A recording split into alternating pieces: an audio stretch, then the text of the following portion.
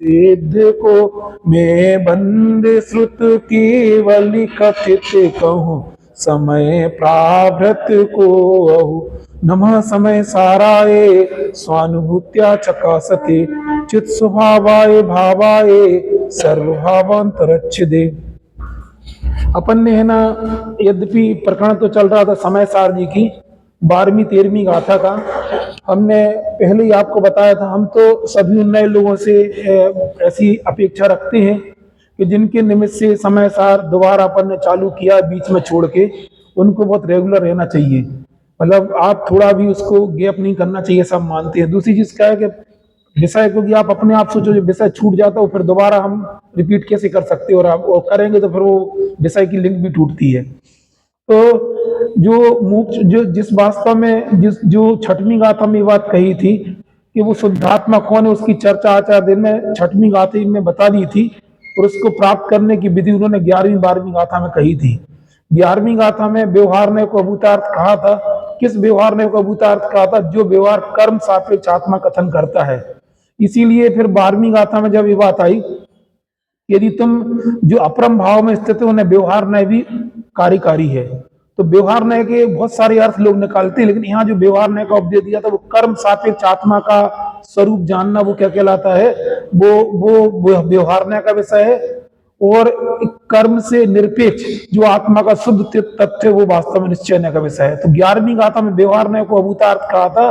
किस व्यवहार को अभूतार्थ कहा था? तो 12वीं गाथा में उसे कह दिया कि तीर्थ की प्रवृत्ति के लिए व्यवहार न्याय भी जरूरी होता।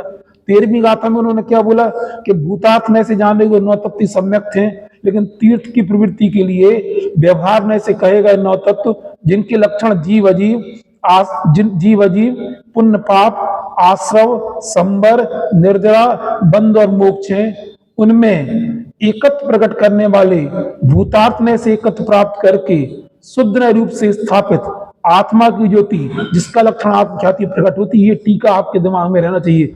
हमें टीका याद कराने का प्रयोजन नहीं है, उसकी भाव वासना आप करो कि उन्होंने क्या क्या बात कही है। मूल गाथा में आचार्य देव ने कही कि 9 तत्वों को भूतार्थ में से जानना ही सम्यक थे। फिर उन्होंने बोला कि जब 9 तत्वों को भूतार्थ में से जानना तो फिर हमें अभूतार्थ में क्यों बताते हो? उन्हें अभूतार्थ में क्यों बताया जाता है?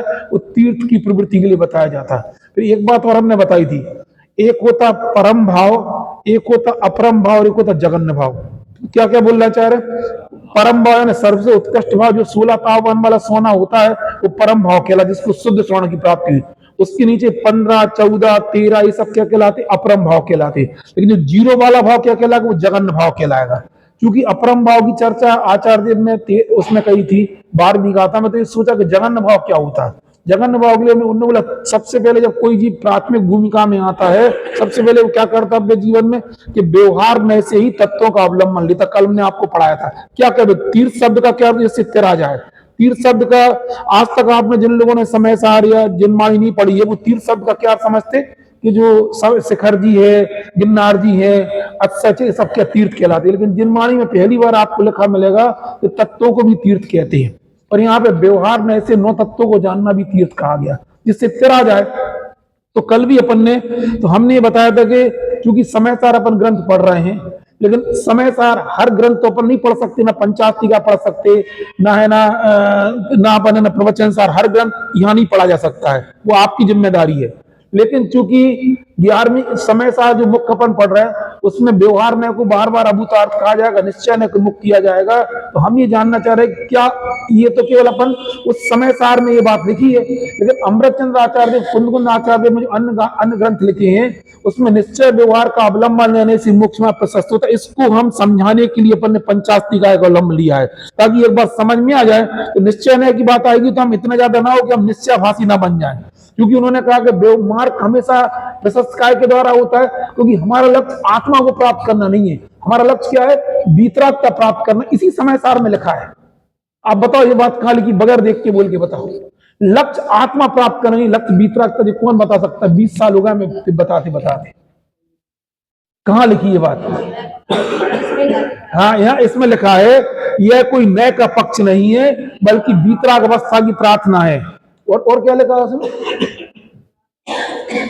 हाँ, उन्हें नास्तिकों को छोड़ के सब मत वाले आत्मा को चेतन मात्र मानते हैं, यदि चेतन मात्र के सिद्धांत सम्यक दर्शन होता तो नास्तिक को छोड़ के सम्मत वाले सम्यक दृष्टि, इसलिए सर्वज्ञ की वाणी में जैसे संपूर्ण आत्मा का स्वरूप ऐसा जानकर सम्यक दृष्टि हो जाता नहीं, वो अलग लिखा है, यह कोई नए पक्ष नहीं है बल्कि वितराग।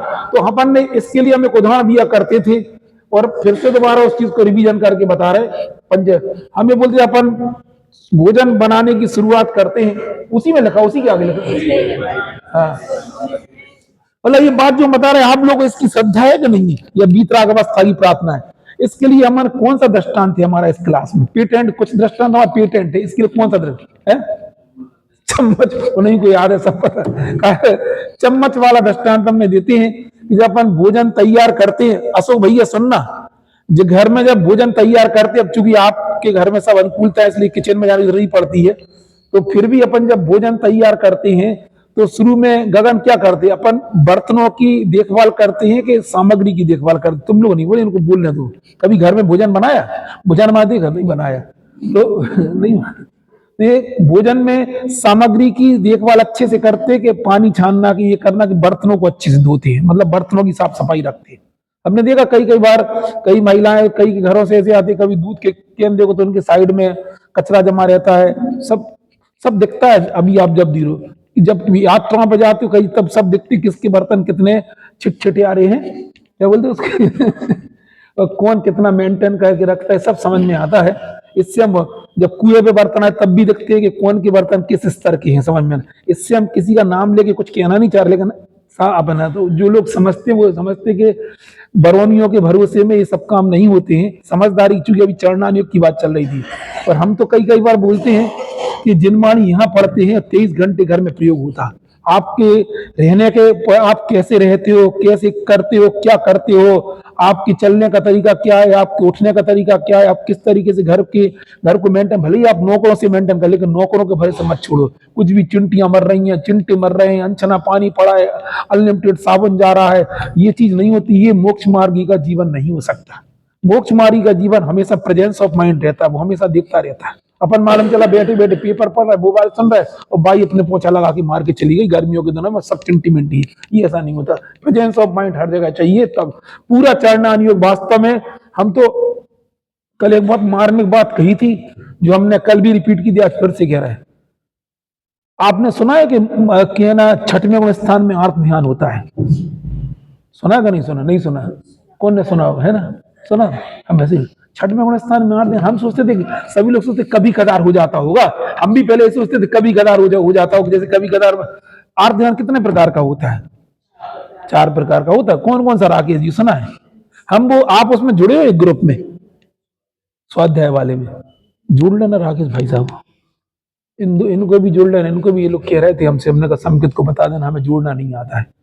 तो उसमें हम सोचते कभी कभी आर्त ध्यान होता होगा। उनने खुद अपनी भूमिका में रहकर उन्हें सिद्ध किया है कि छठे गुण स्थान में नियम से आर्त ध्यान होता है। सबसे आर्त का मतलब दुख। जब शरीर में बोझ क्षुधा वेदनी कर्म सताता है, उस समय उसको दूर करने के लिए विकल्प आता है। ये दूर करने का विकल्प है, इसका मतलब तुम उस समय दुख लग रहा है, तब तो तुम दूर करने जा रहे हो, ये उसका आर्त ध्यान कहलाता है। समझ में ही ना? और ये बात अकेले उनने कही ऐसे नहीं, मोक्ष प्रकाश जी में स्पष्ट लिखा है, इसमें पढ़ के सुना सकते हैं। उपवास आदि होने पे शरीर की वो अवस्था होती है जो है ना अनिष्टकारी होता है, मतलब अपन को अच्छी नहीं लगती है, तो हम तुरंत उस अवस्था को दूर करना चाहते हैं। मोक्ष प्रकाश जी निश्चयवासी में लिखा, तपस्या करने से ऐसी स्थिति बन जाती है जिससे क्लेश ठहराता है। उन्होंने कहा ऐसी अवस्था बनती है वो हम दूर करना चाहते हैं। तो इसका मतलब क्या है कि तुमने यदि तपस्या क्लेश का कारण माना, तपस्या के अभाव को क्या माना तुमने? तो भोजन करने को तुमने सुख का कारण, तो फिर संसारी की प्रवृत्ति भाई तुम में उनमें अंतर क्या रहा? हम ये बोलना चाह रहे, जब भी आदिनाथ भगवान भी क्यों गए थे? जब सब मेरा सेनन था, तीर्थंकर प्रकृति थी, क्यों जाते थे? हाल लेना कोई जरूरत नहीं थी, हम होते तो ना जाते कभी कदर, हम तो ऐसा सोचते नहीं आई समझ में। अपन तो नहीं जाते, इतना अच्छा सेना ने, अपन तो आए दिन रोज उपवास करते, हमेशा के लिए उपवास ही कर देते, फिर क्यों जाते थे? एक दिन नहीं गए, 6 महीने तक लगातार गए, रोज जाते थे और हार नहीं मिलता था वापस लौट आते थे। कहने का मतलब ये है कि छठे गुण स्थान में जो आर्त ध्यान की अपन बात करते हैं, छठवें गुण स्थान में आर्त ध्यान होता है। और कब कब होता है? जब भी उनको भोजन वगैरह का विकल्प आता है। और सबसे बड़ी बात तो ये कि मुनिराज को छठे गुण स्थान में आहार की स्थिति में आर्थ ध्यान होता है, और श्रावकों को भोजन देने का भाव आता है जो उनका धर्म ध्यान होता है। कितना अपन नसीब में धर्म ध्यान के आत्मा में डूब गया, बस वो धर्म ध्यान कौन कह सकता बोलो। इतनी कॉन्सेप्ट इतने अपने दिमाग में हमेशा क्लियर। मुनिराज का स्वरूप तुमने समझ के क्या रखा है, और फिर तो ये आगमी सिद्ध हो जाएगा। यदि 3 प्रकार का स्पष्ट लिखा, 3 प्रकार के तत्वार्थ की टीका में लिखा, 3 प्रकार के आर्थ ध्यान के स्वामी मुनिराज होते, केवल निदान नाम का आर्थ ध्यान नहीं होता उनके लिए, बाकी तीनों प्रकार के सकते हैं। बताना इसलिए जा रहे कि ये इतना मतलब आगम पढ़ो तो अपन को उसकी गहरापन देकर प्रचुर स्वसंवेदन ऐसा अपने धारणा बना के रखिए। बस क्या करते, क्षण में अंतर्मुख होगे। ये यदि आप ऐसा मानते हो तो आप आगम से निर्णय करो, जो जिनवाणी में लिखा उससे निर्णय करोगे तो आपको दिमाग में आएगा। जिसे आपने 11वीं गाथा को अभूतार्थ कह दिया, अब वही अमृतचंद स्वामी तो कह रहे जब तक तुम निश्चय व्यवहार का सम्यक प्रकार से अवलंबन नहीं लोगे तब तक तुम्हें मोक्ष तत्व की प्राप्ति नहीं होगी। वो तो स्पष्ट बोल रहे हैं। हमारी जो ड्यूटी ये है कि हम समग्र जनागम को पढ़े। समझ में ना, जितना यहाँ पढ़ते हैं उतना ही पर्याप्त नहीं होता है। हम बार बार बोलना चाह रहे हैं, जो बच्चे पढ़ते थे, मैं छोटे में हम जब पढ़ते थे तो स्कूल में जिस लेखक की बुक चलती थी उसके अलावा भी दूसरे राइटर्स की बुक भी हमें पापा जी ला के देते थे। बोले इनको इनके भी गणित तुम लगाओ। शिव प्रसाद चलती कोई थी स्कूल में और एक्स्ट्रा ला देते। क्यों भैया काय ला के देते थे। अकेले क्लास पास करके निकल जाने लगता था, अपने घर में तो कुछ है नहीं है, नई नौकरी करोगे तो तुम तो ऐसे ढोर भरे रहोगे, तो दूसरे जिससे तुम कुछ थोड़ा समझ पाओ। यहाँ बताओ ना, इसका सिद्धांत घटा के बताओ ना। अरे का तो बताओ कछु जो हमने बोला इसका है। जितना पढ़ा है उतना ही क्यों पढ़ना, उतना ही क्यों नहीं पढ़ना, और कुछ भी क्यों पढ़ना बोलो। क्योंकि हमें केवल रूटीन पद्धति नहीं ना अपनाना है। जो आप आ रहा है वो रूटीन नहीं है हमारा। यार है भैया पहले अभिषेक चलता तो अभिषेक में आ गए, पूजा चलती तो पूजा में आ गए, अब स्वाद चल स्वाद। ये हमारा उद्देश्य नहीं और आपका भी उद्देश्य नहीं। हम सबका एक ही लक्ष्य है जीवन में, किसी भी तरीके से संसार का भाव का अंत करना है बस, और कुछ नहीं है हमारा। संसार का अंत ये लक्ष्य लेके सब लोग जीवन में हो तो आप कभी रेगुलर नहीं हो, कभी नहीं हो गया फिर रेगुलर। हम यहां ना आ पाए परिस्थिति कारण से, लेकिन जहां रहेंगे 24 घंटे हमारा प्रेजेंस ऑफ माइंड का केवल हमें अपने लक्ष्य को प्राप्त करना। ये लक्ष्य होगा तो समझ पाओगे, नहीं तो फिर नहीं आओगे। वो बच्चे से स्कूल में पढ़े बस्ता फेंका और चलेगा घूमने, ये हमारी स्थिति नहीं बनना चाहिए। मतलब यहाँ सीढ़ियां चढ़े और कल मिलेंगे, बिल्कुल ये नहीं होना चाहिए। 24 घंटे हमारा लक्ष्य केवल एक ही जगह पे होना चाहिए। मतलब जो बात हमने जो बता रहे हो सामान्य बात नहीं बता रहे। छठे गुण स्थान का अर्थ ध्यान कैसे कह सकते हैं सिद्ध। अर्थ शब्द का मतलब कौन जानता बोलो, यहां से बताओ। अमित बताओ अर्थ शब्द का मतलब क्या होता। अर्थ का मतलब होता दुख, जिसका मतलब ये होता अर्थ ध्यान का अर्थ का दुख। तो जब भी क्षुधा वेदनी की उदीर्ण आदि होती तब वो दुख का बोलो आप कि मुनिराज को अर्थ ध्यान चल रहा और श्रावक को धर्म ध्यान चल रहा। मतलब हालांकि उनने एक बहुत मार्मिक बात कही थी, तत्काल का अर्थ ध्यान है लेकिन परंपरा से वो धर्म ध्यान में कारण मानती, इसलिए उस अपेक्षा से ये भी सुन लेते ना। आप हम कुछ बोलती ऐसी है जबरदस्ती कितने, मतलब कौन सोच सकता है इस गहराई तक। बिल्कुल तत्काल में तो वो अर्थ ध्यान है, क्यों? क्योंकि वो तो दुख का। ये बात अलग है, उनका अर्थ ध्यान छठे गुण स्थान जैसे ही बंद कराएगा, ये भी याद रखना। और है ना, ऐसा नहीं होगा कई लोग क्या करने लगे काल कलर खड़ी करके हम छठे। आप सुन रही हमारी बात नहीं, इनका आपने सुने थे जो चर्चा कि हम 5वें स्थान में, हम तो मुनिराज को हार करवा रहे, हमारा धर्म ध्यान चल रहा है इससे। लेकिन तुम्हें 5वें स्थान में धर्म ध्यान होने पर ही तुम्हें 5वें स्थान वाला ही बंद होगा, उनको 6वें स्थान में हर ध्यान में 6वें स्थान वाली बंद होगा। ये भी याद रखना, सब बातें अपने दिमाग में कॉन्सेप्ट रहना चाहिए, इसलिए मैंने बताई आपको। हम बात क्या ही कर रहे थे गगन, हमने क्या बात कही अभी बोलो कुछ टोटल क्या बात कही अभी। हमारा ग्रंथ चल रहा समय सार, लेकिन हम समय सार अकेला नहीं बताना चाह रहे।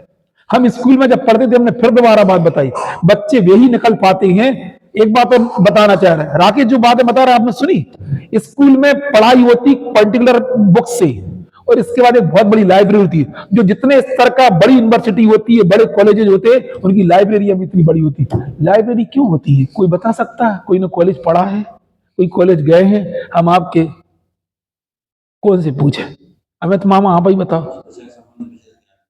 अमित ने बोला कि विषय संबंधी विशेष ज्ञान करने के लिए हमने तो पहले, हमारे समय में नहीं थी ये सब चीजें, ना लाइब्रेरी हुआ करती थी, कुछ नहीं होती थी, ये लाइब्रेरी नहीं थी हमारे समय में। लेकिन क्यों होती लाइब्रेरी, क्यों बनती? आप जाके देखो बड़ी बड़ी यूनिवर्सिटी की लाइब्रेरी। पढ़ाई होने के बाद में बच्चे क्या करते, बाकी लोग क्या करते हैं? बाकी जो समझदार बच्चे जो कुछ करना वो क्या करते रहते, क्या करते रहते? काय में लाइब्रेरी का भाई साहब आप बोलो बहुत करोड़ों रुपए का यूनिवर्सिटी का बहुत बड़ा बजट जो होता है वो लाइब्रेरी में रहता है। आप जाके देखो, बड़े बड़े यूनिवर्सिटी, बड़े बड़े कॉलेजेस वगैरह बड़े क्यों होती लाइब्रेरी में, बोलो। उधर तो टीचर केवल एक लेक्चर डिलीवर करेगा तुम्हारे लिए, बाकी के लिए क्या करोगे तुम? इन सब से क्या बोलना चाह रहे हैं? हम ये बोलना चाह रहे हैं आपके सबके घर में एक लाइब्रेरी छोटी सी होना चाहिए। आप नहीं आ सकते। लाइब्रेरी का मतलब समझ में आ गया ना? क्या स्वाध्याय भवन होना चाहिए। क्यों होना चाहिए, हम ये बोलना चाह रहे हैं, क्यों होना चाहिए? क्योंकि यहां तो हम केवल केवल अपन यहां पे प्रेरणा ले सकते हैं। अब बाकी कितना उन्होंने अभी 2 दिन अभी इतना बोला है, तुम 80-80 साल को फिर भी तुम्हें दुकान में जाने का भाव आता है। तुम कहां चले जा रहे, तुम्हारी बुद्धि कहां चली जा रही? तुम 10 मिनट स्वाध्याय नहीं करना चाह रहे। बिल्कुल ये उधर नियम सागर महाराज जी ने भी कहा था, 1 घंटे का समय, 10 मिनट पूजन करो, 50 मिनट स्वाध्याय करो। कितना बोला था उन्होंने, और बीच बीच में क्लिप भी डालते। ये अपने मन में भाव क्यों नहीं आते? पहले आप खुद पढ़ोगे। मोबाइल पे प्रवचन सुनने से पर्याप्त मोक्ष मार्ग प्रशस्त नहीं होता है। इसीलिए हम इतने ये बात बोलना चाह रहे हैं कि समय सार में जो बात लिखी है, समय सार में तो एकांत रूप से व्यवहार को अभूतार्थ बताया जाएगा। लेकिन हमारी जिम्मेदारी है कि हम इन्हीं कुंद आचार्य देव के, इन्हीं अमृतचंद्र आचार्य की वो टीकाएं पढ़े जिन्होंने स्पष्ट शब्दों में कहा है कि निश्चय व्यवहार मोक्ष मार्ग के द्वारा ही संपूर्ण मोक्ष तत्व की सिद्धि होती। उसके लिए कल हमने थोड़ा पढ़वाया था, आज हम उसको दोबारा पूरा पढ़े दे रहे हैं, क्योंकि ये जरूरी है। क्योंकि ये बात सत्य है, हम लोगों ने जब शुरुआत की तब समय सार से की थी, लेकिन कल्पना बहन जी वगैरह हम लोग को आती थी और बताती थी। यदि अच्छा भैया आपके लिए जगह खाली पड़ी यार, बताओ। चलो ठीक है, हम कुछ और बोल रहे थे। हम क्या बोल रहे थे, कहां से शुरू हुए थे अपन?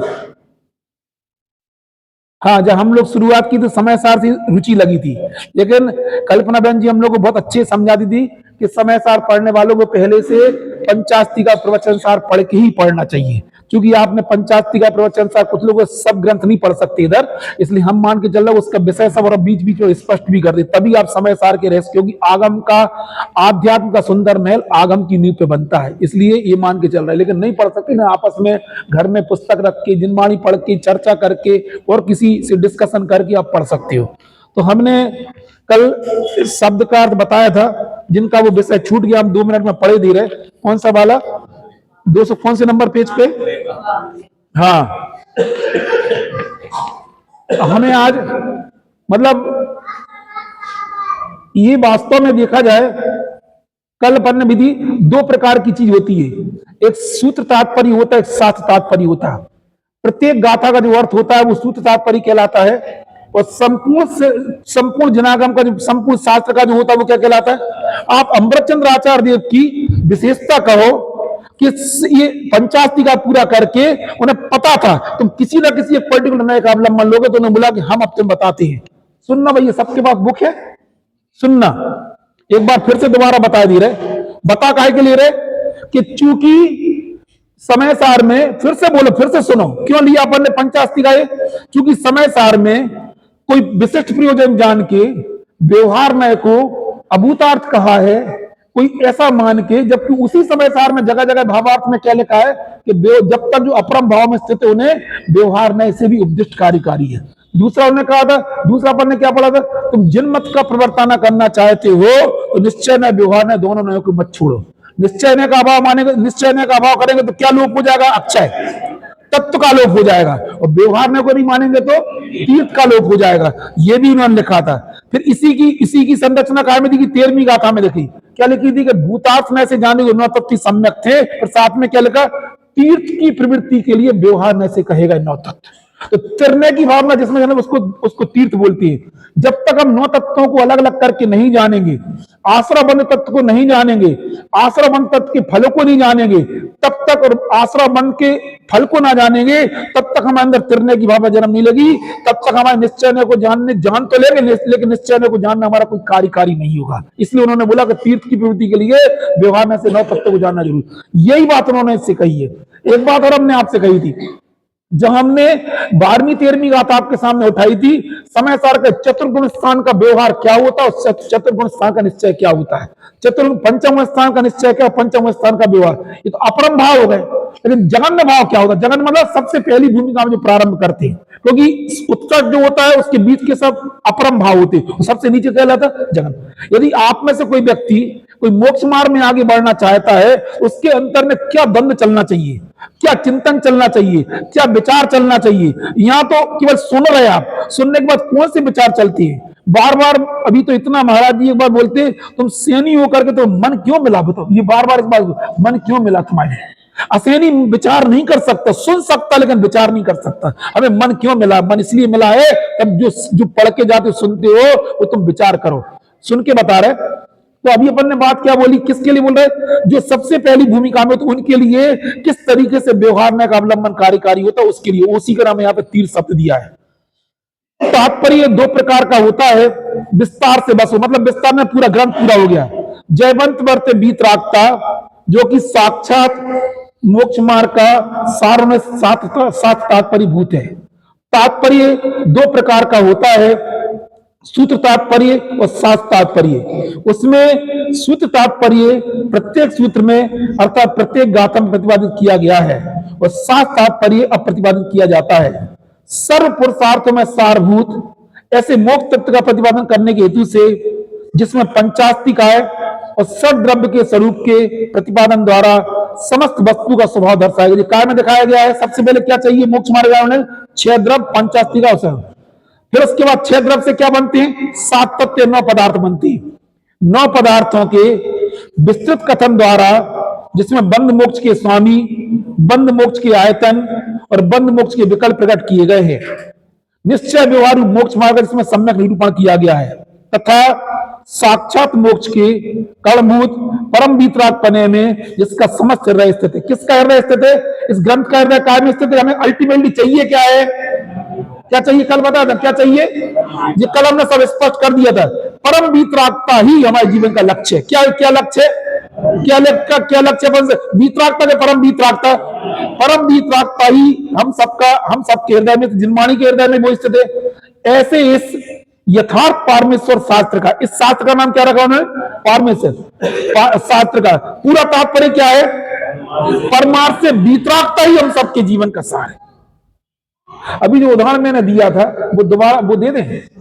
हमने बात तो हम आपसे कर रहे थे कि वीतरागता समय सार में लिखा है, तो वहां क्या लिखा है कि कुछ भी पढ़ो लेकिन निर्णय करने के लिए हमारे अंदर वीतरागता कितनी प्रकट है, उसका अर्थ कैसे, वो दृष्टांत जो हमने अधूरा छोड़ दिया उसका क्या बताया था। जब अपने किचन में अपन काम करती हैं तो महिलाएं भोजन को, सामग्री को ज्यादा साफ अच्छे से ठेल करती हैं कि सामग्री करती है कि बर्तनों को करती हैं, सही सही बोलना, दोनों।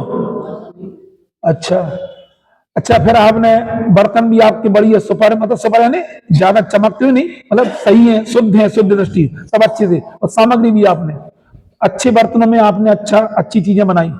फिर थाली कैसी रहती है, वो भी अच्छी रहती है, चम्मच कैसी रहती है, वो भी अच्छी, कटोरियां भी अच्छी रहती है। फिर क्या करते, थाली में आपने खीर उठाई और खीर उठाओगे तो वो थाली में से आपने कटोरी में से खीर उठाई, फिर क्या करोगे, मुंह तक ले जाओगे, फिर क्या करोगे, चम्मच बाहर और सामग्री अंदर। कौन रोने लगा, चम्मच रोने लगी। क्यों रोने लगी, अभी तक तो हमारी बड़ी क्या कर रहे थे, केयर कर रहे थे, बोलो, अरे सामग्री तो फिर भी यहाँ लगी रहती, बर्तन तो पहले स्टैंडर्ड था तो ऊपर ही टंगे रहते थे, आजकल तो मॉडलर किचन आ गए, ये तो पहले तो वो रहते थे बढ़िया स्टैंडर्ड था स्टील का और सबरे बर्तन, सामग्री तो फिर भी जमीन में धर दोगे, जमीन है ना, अलमारी में यहाँ भी रख दो, लेकिन बर्तन तो सबसे हाईएस्ट प्लेस पे रहते थे। अरे समझ में आई कि नहीं आ रही। अब कौन रोने लगी, काय रोने लगी। अभी तक तो तुम्हारा बड़ा हमें प्रेफरेंस दे रहे थे, दोनों को बराबर, लड़का लड़की दो ही बराबर है। अब क्या हुआ, जब जायदाद का बंटवारे का मौका तो क्या करी, लड़की बाहर और लड़का अंदर। यही समझ, अच्छा समझ में नहीं, पापा से पूछ लेना, हमारी मोना दीदी तो बहुत ही अच्छी है। फिर क्या हुआ, जायदाद बंटवारे का प्रश्न आएगा तो दीदी बाहर, अरे देना था जितना दे दिया, अभी अन्यथा नहीं लेना, वो तो ठीक है। अब कछु कह रहा है, नहीं कह रहा है। बचपन से दोनों बच्चों को, हर माँ बाप ये सोचते है कि ना सबके बच्चे, मतलब बच्चे लड़के लड़की बराबर होते हैं, अधिकांश, और बोलते भी और होना भी चाहिए, हम ऐसा नहीं बोलना चाह रहे। लेकिन जैसे ही जब बंटवारे का मौका आता, अभी हमें भाई जी ने दृष्टांत सुनाया था बहुत पहले कि जब एक बार क्या हुआ कि एक बड़े भाई की शादी हो गई, छोटे भाई की शादी थी, तो छोटे भाई की शादी थी तो मतलब सब रिश्तेदार आए, बड़ा भाई कहीं बाहर रहता था, समझ में ना, और बहनोई साहब भी आए, समझ में ना, वो आगे सुन रहे हैं दृष्टांत आए। उसके बाद क्या, जब बड़ा भाई और मतलब उस घर की बड़ी बहू अलग रहती, बड़ा भाई है ना बाहर सर्विस करती थी, जब वो है ना दामाद का, जब वो ना लगा लड़की दामाद का टीका हुआ 11,000 रुपए से जितने भी हुआ तो, और बड़े भाई को है ना मतलब लड़के बहू का थोड़ा टीका होता है, तो बड़े बाबू की बहू और वो लड़का मतलब बहू को खेल लगी ऐसे, कैसे होता है इनको, लाला जी तो टीका कर रहे हैं, हमें तो ऐसे खूब मूर्ख है एक्चुअली, तो समझ में नहीं आ रहा है अपने घर के लड़के को टीका नहीं होता है। अरे भैया इस पूरी प्रॉपर्टी के मालिक हो रहा है, समझ में नहीं आ रही बिल्कुल। यदि कोई लड़का अपने माँ बाप से लड़की दामाद के दिए हुए आइटम से तुलना करे, मूर्ख है एक्चुअली, बताओ क्यों मूर्ख है? सब कुछ तो उसी का है। हम भी तो तुमसे यही बोलना चाह रहे हैं, ऐसे असमझदार व्यक्ति होते नहीं होते। अब हमारे हिसाब से लड़की कौन है हमारे दृष्टांत में? चम्मच। और सामग्री कौन है? लड़का। अभी लड़के और लड़की को सामग्री, और तुम लोगों ने इडली डोसा वगैरह नहीं खाई है, कटलरी आइटम से नहीं खाए? कटलरी आइटम जानते हो? 3 कांटे रहते, कांटा रहता, चक्कू रहता है, और वो रहती है काटने का आइटम, जिससे काटते हैं उसी से खाते भी हैं, उसको पकड़ के खाते। जिनने डोसा खाया होगा वो समझते हैं। अपन तो आजकल देसी स्टाइल में खाते, समझ, देसी स्टाइल समझते हो, दे दनादन। पहले जब कभी कम दुक्का मिलता था सबको। हम आपसे पूछना चाह रहे कि आइटम, वो चम्मच बाहर रह गई और आइटम अंदर चला, कौन रोने लगा? क्यों रोने लगा? अभी तक तो तुम बड़ी कीमत कर रहे थे भाई, अब तुमने हमें बाहर कर दिया। वो क्या बोलेंगे अपन उससे? वो ये बोलेंगे तुम्हारे खाने से यदि हमारी भूख भगती तो हम तुम्हें खा लेते, लेकिन तुम्हारे खाने से हमारी भूख नहीं भगती, इसलिए हम तुम्हें नहीं खा, इसलिए तुम बाहर कर दिए। सिद्धांत बताओ जरा। हाँ, अभी तक तो क्या था, इसमें क्या करा? निश्चय में, व्यवहार में। अभी क्या लिखा है इसमें? बता के बताओ जरा, पढ़ के बताओ तुम लोग, क्या लिखा है यहाँ पे? निश्चय व्यवहार मोक्ष मार्ग का सम्यक निरूपण किया गया है, सम्यक निरूपण किया गया है। साक्षात मोक्ष के कारणभूत परम पीतरागपने में जिसका समस्त हृदय स्थित है, ऐसे यथार्थ परमेश्वर शास्त्र का परमार्थ से वीतरागता ही तात्पर्य है। तो वीतरागपने का व्यवहार निश्चय के द्वारा, अकेले निश्चय के द्वारा, अकेले व्यवहार के द्वारा, अरे बोलो काय के द्वारा? व्यवहार निश्चय नहीं कि अवरोध द्वारा ही अनुसरण किया जाएगा, तो ही क्या होगी? तुम तो जा बताओ कि बर्तन खेलने लगे, वो क्या खेलने लगे? सामग्री खेलने लगे। अब अच्छा बर्तन खेलने, अच्छा तुम्ही को क्या बोला कि तुम्ही को खाना, तो हम तो जा रहे हैं, पूरे बर्तन निकाल दे, पर काय में रखोगे? बताओ, नहीं आई समझ में? कब तक व्यवहार साथ में चलता है, मैं तुझे बताऊं। अरे कब तक व्यवहार चलेगा? अरे बोलो तो कब तक है ना, बर्तन साथ में, चम्मच कब तक चलती है, थाली कब तक चलती है? जब तक, अरे जो सब हमें करके बताने, कब तक? जब तक की सामग्री अंदर। यदि सामग्री ये सोच ले कि है ना, बर्तन सोच ले कि तुम्हें हमारा कोई मतलब ही नहीं है, तो हम तो दूर ही जा रहे, फिर वो कहां रखोगे तुम? कहां रखो बताओ? जमीन में रखो, कहां रखो?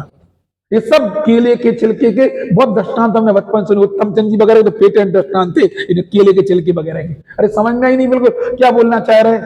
तुम्हें कुछ समझ में आया क्या? राकेश क्या कर रहा है? बोलो, हम तो बताओ, कुछ भी उल्टे सीधे काम कर लो, हम तो बोलो। तो कौन रोने लगा? क्यों रोने लगी? तुमने हमें क्या कर दिया? आज जब तुम लोग भोजन करोगे तुम्हें याद आएगी, चम्मच क्या है यहाँ पे? व्यवहार में। और सामग्री क्या है? निश्चय में। लेकिन कब तक वो चलती है साथ में? जब तक कि परमार्थ आत्मदृष्टि मतलब अंतर्मुख होके संपूर्ण रूप से समझ, तब तक व्यवहार निश्चय रत्नत्रय की समानताएं चलती है। कौन कहता? जनागम पढ़ के देखो, छेदोपस्ताप में चरित्र और सामायिक चरित्र कहां तक सिद्ध किया? कौन है उसके मालिक? बताओ आप लोग, पुराने लोग बोलो, कहां तक लिखा? क्यों लिखा? मालूम है उसका रीजन? पता है आपको? पुराने लोग बता सकते?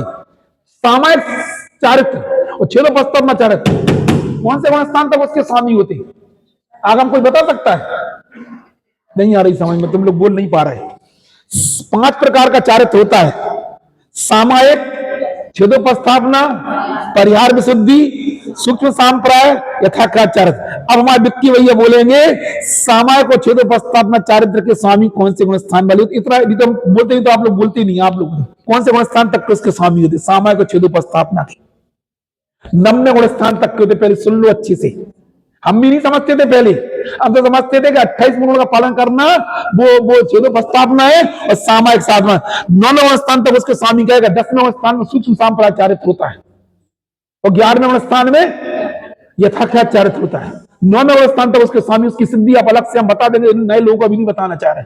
नो, हमें अभी पहले 20 बार प्रश्न रहा कि छेदो प्रस्ताव में नौवें स्थान तक क्यों है, ये बताएंगे। अभी अभी कुछ और बोलना चाह रहे हैं, छेदो प्रस्ताव की बात कर रहे हैं। 5 प्रकार का चारित्र होता, सामायिक छेदो प्रस्ताव क्या सिद्ध करोगे, नौवें स्थान बोलो, कौन सी छेदो प्रस्ताव होती बोलो, अभी नहीं बताना चाह रहे सब लोगों के बीच में।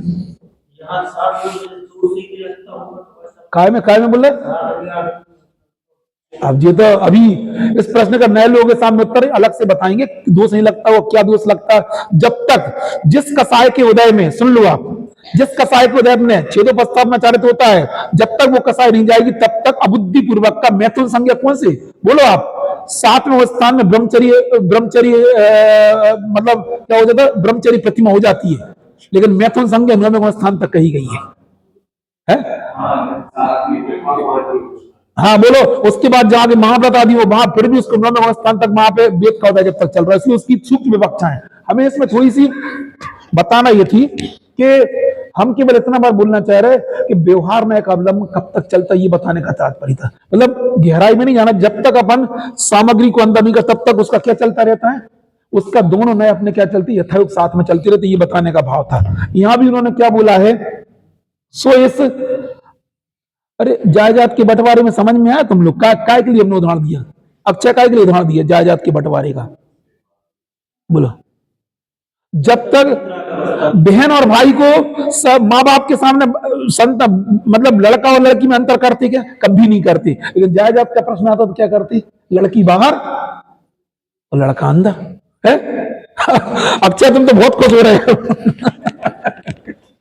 और ये 100% बात सत्य है, इसमें कोई दिक्कत की बात नहीं, ये कोई नई चीज नहीं है, घर घर की कहानी। हमारे घर में भी ये सही है, हमारे साथ भी ऐसी, हमारी भी तो एक बेहनती का नहीं थी, बिल्कुल सबको पता है। बिल्कुल जायदाद का बंटवारे का प्रश्न आएगा तो लड़की बाहर लड़का अंदर, जैसे खूब आप बुलाओ खूब टीका करो, कोई दिक्कत की बात नहीं, जितना देना, लेकिन वो अधिकारी नहीं कहलाएगी, तो समझ में नहीं है। यहाँ बोल के बताओ, जब आत्मानुभाव का प्रश्न आएगा, आत्म स्थिरता का प्रश्न आएगा तो कौन बाहर हो जाएगा, व्यवहार बाहर हो जाएगा और निश्चय अंदर हो जाएगा। ये अर्थ है उसका। क्या लिखा है यह कोई, अब बोलो, अब लोग, अरे समय साल की लाइन बोल के बताओ, तुम लोगों ने ग्रंथ बंद कर दिया। यह अरे एक उसके पहले का एक शब्द और बोलो, यह कोई नए पक्ष नहीं है, बोल के बता दो भैया सब जनों को, आप बता दो जरा, सबको बता दो। कहाँ लिखा बताओ, तुम सुनो, अरे उनको बताओ ना जल्दी, अकेले पेज ही पेज बोलने लगे सब जने। अरे समय सार की बोल रहा है, कहां से कची भी, आप लोग इतने पुराने हो गए, उसको पढ़ो तो कौन से नंबर पेज पे लिखा है, तुम लोग खोल लो यार, ग्रंथ कहां चलेगा, सुन लो, कभी दोबारा हम मिले नहीं मिले तो कम से कम है ना उठा के देखा दो। अभी मालूम है ठंड है अभी, हाँ दिक्कत है तुम लोगों को बिल्कुल। और क्या लिखा है, हाँ इधर लिखा है, इसलिए आचार्य कहते हैं, अरे मिल गया कि नहीं मिला, पेज नंबर भाई साहब 35 से 35 बीच में लिखा है, मिल गया। जब तक केवल व्यवहार में के विषयभूत जीवादिक भेद रूप तत्वों का ही श्रद्धान रहता है, तब तक निश्चय सम्यक दर्शन नहीं होता। इसलिए आचार्य कहते हैं इन 9 तत्वों की परिपाटी को छोड़कर शुद्ध नय का विषयभूत एक आत्मा ही में प्राप्त हो, हम दूसरा कुछ नहीं चाहते। यह बीतराग अवस्था की प्रार्थना है, कोई नया पक्ष नहीं है। नहीं आई समझ में, कौन का पक्ष लिया इस समय सार में, निश्चय शुद्ध नय का। तो कौन रोने लगा, व्यवहार में कौन रोने लगा कि तुमने किसका पक्ष ले लिया। ऐसे ही जब जायदाद का बंटवारा का प्रश्न आएगा तो कौन का पक्ष लेंगे, माँ बाप है, लड़के का, तो कौन रोने लगेगी, बहन रोने लगे तो क्या बोलेगे, तो ये ऐसा है, हमने कोई नए पक्ष नहीं है। आप अक्सर भाई साहब क्या बोलोगे, लड़की को कितना भी प्रेम दोगे तो बेटा तुम नहीं हमारे साथ नहीं रह सकती, वो ही रह सकता, तुम्हारा घर दूसरा ही है, इसलिए हम किसी का पक्ष नहीं कर रहे। वो तो सारा प्रकृति ने उनको ये अधिकार दिया हुआ है, किसको, बेटे को अधिकार दिया। हम भी आपसे बोले ये कोई नया पक्ष नहीं है। कौन रोने लगा, व्यवहार में। तो अपन ने क्या बोला, हम नए का पक्ष नहीं ले रहे, अधिकार किसका रहेगा, बेटे का अधिकार रहेगा। यहां बोलो जब आत्मा अनुभव करने जाओगे तब वहां पे व्यवहार ऑटोमेटिक, जैसे कि उदाहरण बोलो, कौन छूट गई उधर, कौन छूट गई, हमारे दृष्टांत में लड़की, एक दृष्टांत में चम्मच, और खा किसको लिया, आइटम खा लिया। आज तक कोई चम्मच खा खा के कोई भूख भागे तो बता दो। खा लो खा लो खा लो खा लो, चम्मच है कितनी। दुनिया में सब चतर है। जब जायदाद का प्रश्न आएगा तो हम लड़के बन जाते हैं, जब खाने का प्रश्न आएगा तो हम सामने नहीं खा लेते, लेकिन जब यहां प्रश्न आएगा तो फिर जिंदगी भर व्यवहार में अटके रहा। मैं क्या कहना, मैं कुछ नहीं कह रहा हूं। कब तक व्यवहार चलता है, इससे सटीक दृष्टांत हमें कोई बता दो बता दो। कब तक व्यवहार चलता है? जब तक कि कहां शुद्ध नए की सीमा में पहुंचने में व्यवहार बाहर रह जाता है और निश्चय अंदर चला जाता है। ये कहना चाह रहे, सबको सब पता है। अरे समय में काय का पक्ष लिया है? यहां पे अक्षय कौन का पक्ष लिया है? पक्ष नहीं लिया, हमारी दृष्टि किस पे है? ये भीतर अल्टीमेटली हमारा उद्देश्य क्या है कि हमारी भूख भगना चाहिए। तो अपन क्या कहेंगे, चम्मच खाने से भूख भग सकती है तो हम चम्मच खा लेंगे, लेकिन चम्मच खाने से आज तक कोई की, बल्कि मुक्का और पड़ती मुक्का नहीं याद तुमने कहा चम्मच खाने से, तुम्हें नहीं मालूम? हाँ, हम बहुत ये बचपन में सब चीजें खा चुके, कभी कंचा खा लिया, कभी चपेटा खा लिया, तो पीछे से मुक्का और पड़ता है जिससे बाहर निकल जाए। कुल मिला के सामग्री के अलावा जो भी रहता है वो सब बाहर ही रह जाता है। कुछ गलत तो नहीं बोल रहे। अब हम वापस आते हैं, ये तो हमने बता दिया समय से आकर, हम वापस पंचास्तिकाय में आ रहे हैं। पंचास्तिकाय ये बोलता है, सो बीतराग पने का लक्ष्य क्या है हम सबका? समय सार में भी क्या लिखा है? काय की प्रार्थना है? बीतराग अवस्था की प्रार्थना को नए पक्ष नहीं है। सो इस बीतराग पने का व्यवहार निश्चय नहीं कि अवरोध द्वारा ही अनुसरण किया जाए तो ही सिद्धि होती, परंतु अन्यथा नहीं। अर्थात व्यवहार निश्चय नहीं की सुसंगतता रहे, इस प्रकार बीतरागपने का अनुसरण किया जाए तभी इच्छित की सिद्धि होती, अन्य प्रकार से नहीं होती है। उपरोक्त बात विशेष समझाई जाती है। अनादिकाल से भेदभाषक बुद्धि होने के कारण से प्राथमिक जीव व्यवहार में ऐसे भिन्न साधन का अवलंबन लेकर सुख से तीर्थ का प्रारंभ करते। तीर्थ शब्द को बताने के लिए, तीर्थ शब्द कहां आया? हमने बार बार अपने शिखर जी भी तीर्थ है, गिरनार जी भी तीर्थ है, लेकिन मोक्ष मार्ग का तीर्थ क्या है? वो उपचार से तीर्थ है। लेकिन ये क्या है? जब मोक्ष मार्ग, ये भी एक तीर्थ है। जब भी अपना मन अपन कहां चलो, शिखर चलो, गिरनार चलो, और कहां चलो? तीर्थ यात्रा पे चलो। तो कभी ऐसा स्वयं से मन होता घर में, ये भी एक तीर्थ है। यहां तीर्थ किसको कहा गया? व्यवहार में से 9 तत्वों को जानना भी तीर्थ है। सुख से तीर्थ का प्रारंभ करते हैं, अतः सुगम रूप से मोक्ष मार्ग की प्रारंभिक भूमिका का सेवन करते हैं। जैसे कि यह श्रद्धेय है, यह अश्रद्धेय है, यह श्रद्धा करने वाला है, यह श्रद्धान है, यह ज्ञेय है, यह अज्ञेय है। जिसको आज तक जाना है तो वो छोड़ना, और जिसको नहीं जाना उसको, यह अज्ञेय है। यह ज्ञाता है, यह ज्ञान है, यह आचरणीय है, यह अनाचरणीय है, यह आचरण करने वाला है, यह आचरण है। इस प्रकार कर्तव्य, अकर्तव्य, कर्ता और कर्म विभागों के अवलोकन द्वारा जिन्हें कोमल उत्साह उल्लसित होता, अभी अपन कौन सी भूमिका में, जिनको भी धीरे धीरे मोक्ष मार्ग में आगे बढ़ने की भावना में कोमल उत्साह उल्लसित होता है, ऐसे में प्राथमिक वाले जीव धीरे धीरे मोह मल्ल को उखाड़ते चले जाते हैं। कदाचित अज्ञान के कारण से, मत के कारण से, प्रमाद के कारण से अपना आत्म अधिकार शिथिल हो जाता है। कब इसका कल क्या अर्थ बताया था शोभना, बताओ कैसे होता है? आप किसी कार्यक्रम में चलेगा, शादी में चलेगा 2-3-4 दिन के लिए, तो उधर से आने के बाद कई लोगों ने बहुत उत्साह पूर्वक इधर आती है, यार कहां अपन ने 5 दिन गंवा दिए। बिल्कुल ये क्या कहलाता? अपना आत्म अधिकार शिथिल हो गया। घर में कोई विवाह का प्रसंग है, 2-4 दिन अपन को वहां लगना पड़ा, तुरंत अरे कहां अपन फंस गए। हमने 20 बार उदाहरण दिए, हमने कल उदाहरण दिया था। कभी कभी स्कूल का एग्जाम हो, बोर्ड का एग्जाम हो, और मामा की शादी में चले जाएं, 2-4 दिन ऐसे आते हैं, अपन ने कहां समय गंवा दिया। शादी तो उनकी हो ही जाती, शादी में तो शादी कौन की हुई?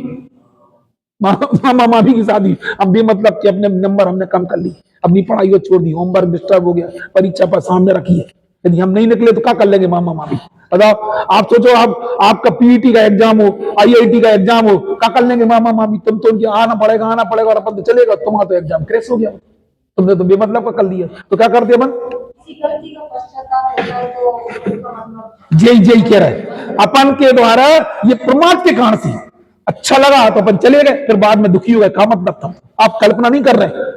आज जब है ना आपका चलता हुआ व्यापार हो, कोई तुम्हें बुलाए, तुम चले जाओ, तुम्हारा समझ लो सीजन का समय हो, फिर जाके अपन बाहर रुक जाए, अरे यार अपन बेमतलब का 2 दिन 3 दिन अच्छी बढ़िया दुकान चलाते, 10 दिन 10 मिनट के लिए चले जाते। ये क्या कहलाता है? बोलो क्या लिखा है यहाँ पे? क्या लिखा है?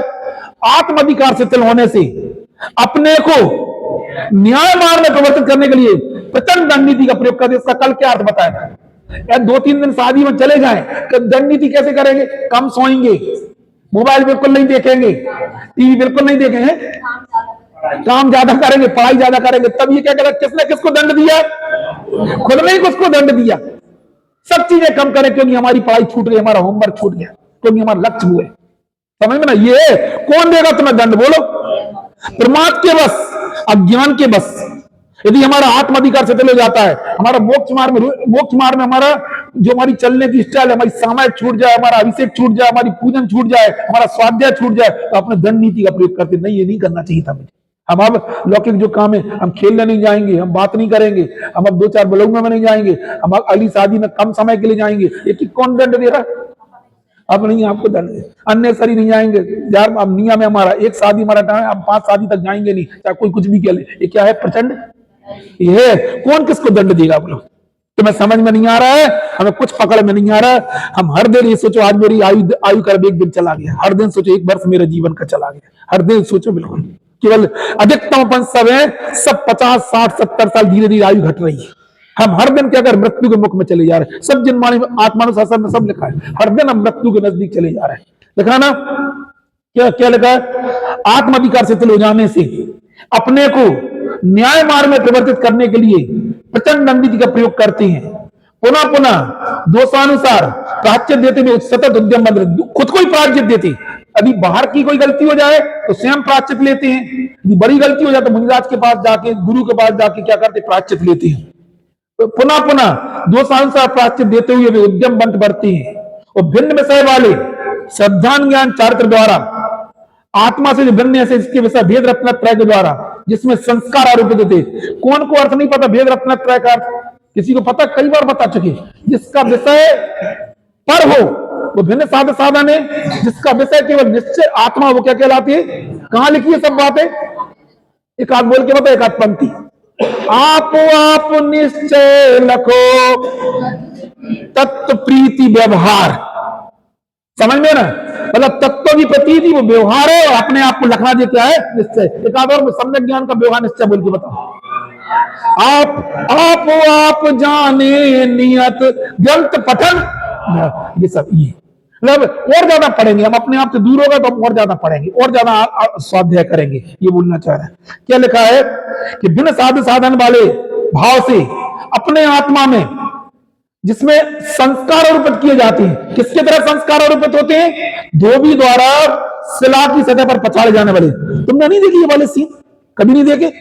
नए लोग भूल गए। सबने क्या देखी आजकल? वॉशिंग मशीन देखी है। पहले क्या देते थे? दरी ऐसे धोते थे, हमने धोई है दरी, कथरी, और सुनना तुम कागज सुनो, चद्दर खोलिए कैसे धोते थे? पछाड़ पछाड़ के सब बेड। तुम लोगों ने देखी नहीं, वो समय चला गया। वॉशिंग मशीन देखी, डाली और तो देखे। तो वो लिखा है धोबी द्वारा शिला पर पछाड़े जाने वाले। ये मालूम नहीं क्या दृष्टांत लिखे हैं? अपनी परिणति को विशुद्ध करने के तरीके बता रहे थे। पछाड़े जाने वाले, निर्मल जल द्वारा भिगोए जाने वाले, पहले गला देते हैं, समझ में ना? फिर वो और क्या लिखा? छार अर्थात साबुन लगा गया मलिन वस्त्र की भांति। सब व्यवहार सम्यक की चर्चा कल विस्तार से करेंगे। इसकी वस्त्र की भांति कुछ कुछ विशुद्धि प्राप्त करके उसी अपने आत्मा को, अभी तो ये व्यवहार में अवलंबन लिया, आप क्या करेंगे? अपने आत्मा को निश्चय नय से बिन साधन के अभाव कारण से दर्शन ज्ञान चर्च का समापन जिसका रूप है, ऐसे सकल क्रियाकांड की आडंबर। अब क्या हो जाएगा? तीनों प्रकार के व्यवहार खत्म हो जाएंगे। अब कहां जाएगा वो? आडंबर की निवृत्ति। क्योंकि हमने क्या कर लिया? अब हमने संस्कार आरोपित कर लिए। अब क्या करेंगे? निवृत्ति कांड से निस्तरंग परम चेतनशाली है तथा जो निर्भर आनंद से समृद्ध है, ऐसे भगवान आत्मा विश्रांति रखते हुए क्रमशः समरसी भाव में उत्पन्न होता जाता है और कहां पहुंच जाए? इसलिए परम वीतरागता को प्राप्त करना ही साक्षात हम, कोई मोक्ष वहां नहीं होता है, अंदर होता है। परम वीतरागता का नाम किया है मोक्ष है। ऐसे मोक्ष को प्राप्त करते, इसकी चर्चा कल भी की थी, लेकिन आज हमने विशेष रूप से बातें रह गई थी, बता दी, बाकी शेष चर्चा। हाँ।